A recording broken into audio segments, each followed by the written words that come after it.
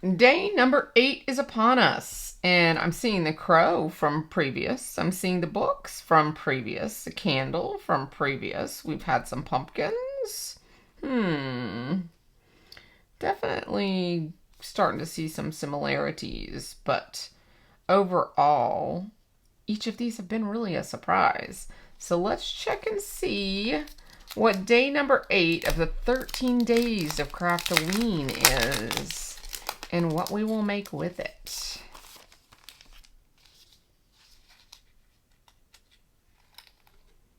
Oh, look, a little cup. It's a skull cup, and look at, he's got heart eyes and an upside down heart nose. Check it out. Look at the little ghost and the sip, but it's actually a tombstone. Is that not cute? That is funny. That you gotta admit that is funny. And the marshmallows. They're marshmallows. You see up close? It's a marshmallow die.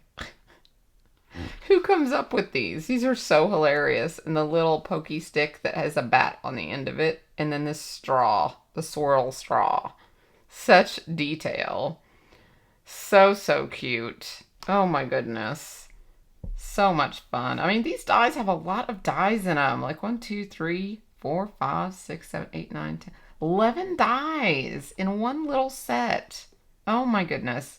I'm definitely utilizing my scraps with this project, these projects.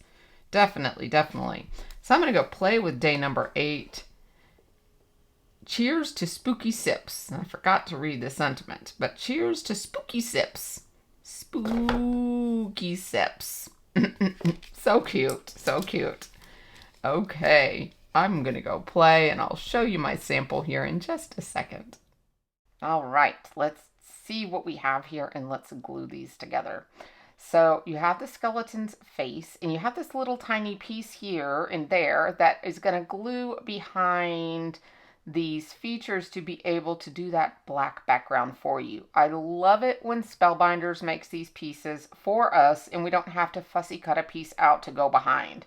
It just makes it perfect and real quick. So if you ever have any dies in your die set and you're not sure what they do, think about the behind pieces because they may be sneaking some extra dies in there when they're able to help you out on those areas.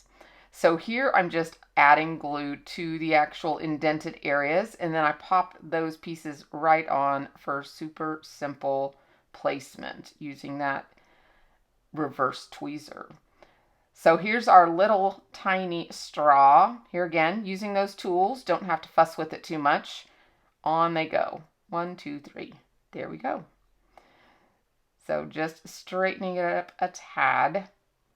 I'm always super picky, and that's why you'll see my hands, I get sticky and I start sticking my hands around. It's because I mess with the glue.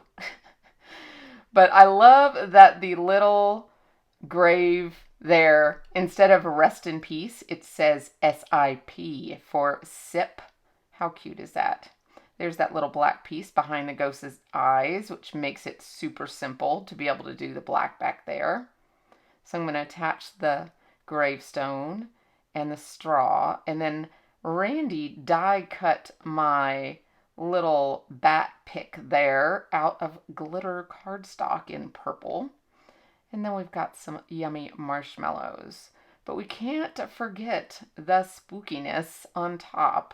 So we're going to go ahead and attach our little ghosty right there on top. And let's check out the final project.